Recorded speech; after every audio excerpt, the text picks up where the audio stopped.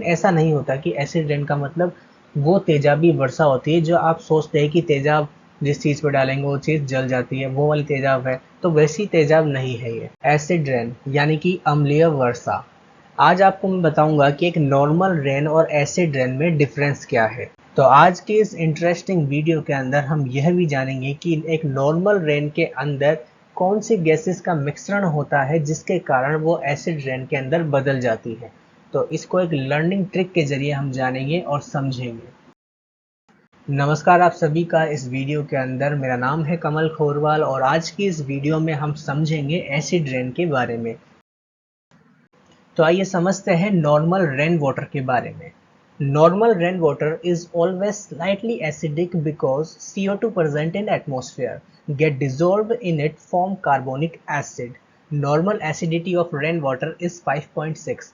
तो इस लाइन से आपने क्या समझा कि नॉर्मल रेन वाटर जो होता है वो ऑलवेज स्लाइटली एसिडिक होता है बिकॉज CO2 प्रेजेंट होती है एटमॉस्फेयर में, और वो CO2 जो एटमॉस्फेयर में प्रेजेंट होती है वो डिजोल्व होती है नॉर्मल रेन वाटर के साथ में और वो कार्बोनिक एसिड बनाती है।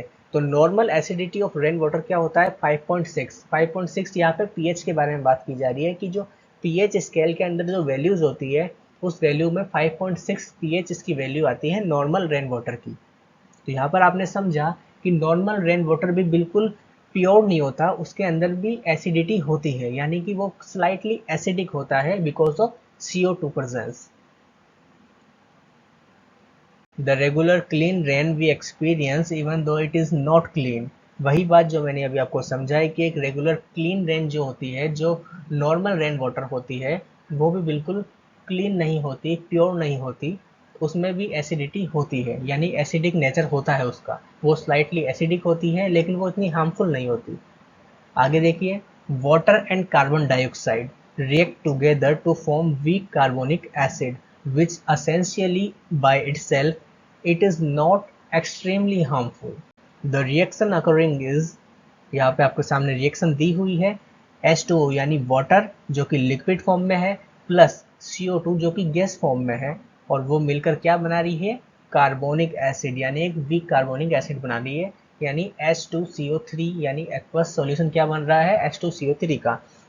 तो यहाँ पर आपने क्या समझा कि जो एक नॉर्मल रेन वाटर होती है उसके अंदर भी एसिडिटी होती है, यानी वो भी एसिडिक होता है लेकिन स्लाइटली एसिडिक होता है, उसमें वीक कार्बोनिक एसिड होता है जिसकी वजह से वो स्लाइटली एसिडिक कहलाता है। और उसका कारण क्या है, उसमें वाटर और कार्बन डाइऑक्साइड का मिक्सचर होता है, इस वजह से वो स्लाइटली एसिडिक होता है।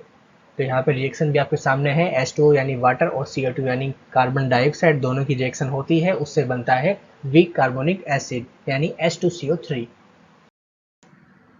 तो प्रीवियस स्लाइड में हमने समझा कि नॉर्मल रेन वाटर क्या होता है। नॉर्मल रेन वाटर भी एसिडिक होता है, ठीक है, लेकिन वो स्लाइटली एसिडिक होता है।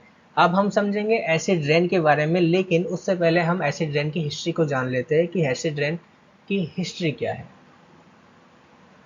Scottish chemist Robert August Smith was the first to demonstrate the connection between acid rain and air pollution in Manchester, England in 1852. He also coined the term acid rain in 1872. तो यहाँ पर acid rain जो नाम दिया वो किसने दिया, Robert अगस्त Smith ने दिया। और जो कनेक्शन इसके अंदर बताया गया एसिड रेन और एयर पोल्यूशन के अंदर, वो भी किसने बताया, रॉबर्ट अगस्त स्मिथ ने बताया। तो यहाँ पर आपने एक सिंपल सी हिस्ट्री जान ली कि एसिड रेन किसने दिया है, फादर ऑफ एसिड रेन कौन है, या फिर एसिड रेन का नाम किसने दिया है, रिलेशन या कनेक्शन किसने बताया है एसिड रेन का, इसके बारे में हमने अच्छे से जान लिया है। नेक्स्ट चलते हैं, हम समझते हैं कि एसिड रेन क्या होती है। Acid rain, what is acid rain? Acid rain क्या होती है? Acid rain is the precipitation or deposition that has a pH of less than that of a natural rainwater, which is about 5.6 due to dissolved carbon dioxide। तो यहाँ पर भी वही बात बोली जा रही है जो हमने प्रीवियस स्लाइड के अंदर समझा है कि नेचुरल रेन वाटर क्या होता है, यानी कि जो हमने समझा कि नेचुरल रेन वाटर के अंदर डिजोल्व कार्बन डाइऑक्साइड होती है जिसकी वजह से उसका पीएच 5.6 होता है, वो बात यहाँ पे आपको बताई जा रही है। अगर नेचुरल रेन वाटर के अंदर जो पीएच 5.6 है जिन गैसेस के कारण है, उसी रेन के अंदर अगर डिपोजिशन ज़्यादा हो जाता है और भी ज़्यादा हार्मफुल गैसेस उसमें मिक्स हो जाती है तो उसे हम कहते हैं एसिड रेन।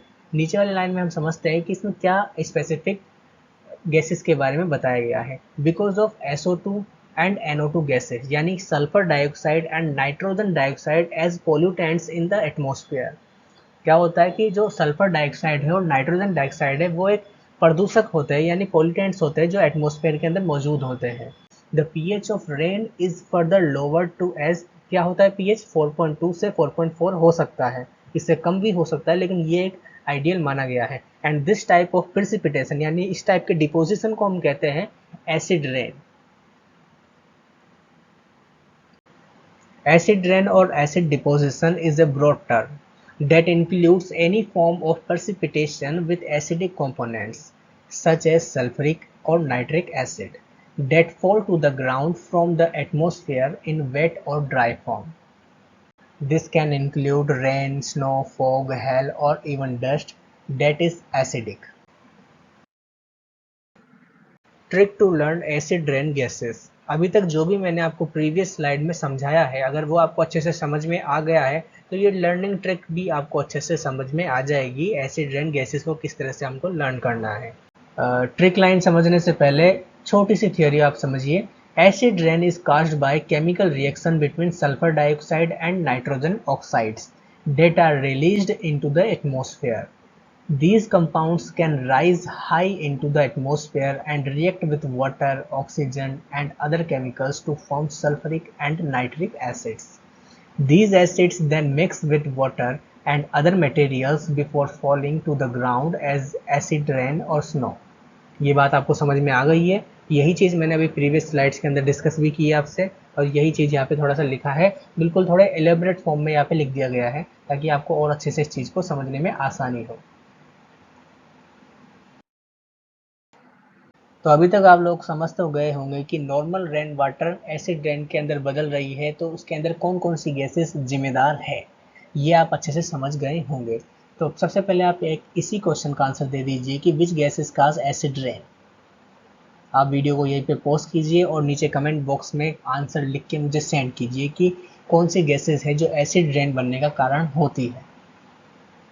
आई होप आपने अभी तक आंसर नीचे लिख दिया होगा।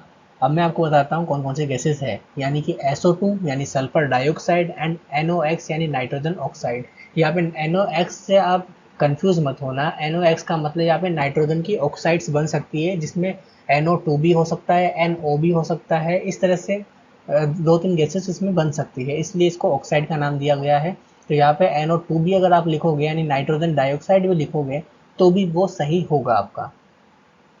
तो चलिए अब समझते हैं जो एसिड रेन है उसके बारे में कि इसकी लर्निंग ट्रिक लाइन कैसे बने। देखिए ये एक फ्लोर है जहाँ पे हमने एसिड गिरा दिया है। एसिड गिराते ही वो कौन से कलर का हो गया, गोल्डन कलर का हो गया। कौन से कलर का हो गया, गोल्डन कलर का हो गया। तो गोल्डन यानी कैसा, गोल्ड जैसा, ठीक है।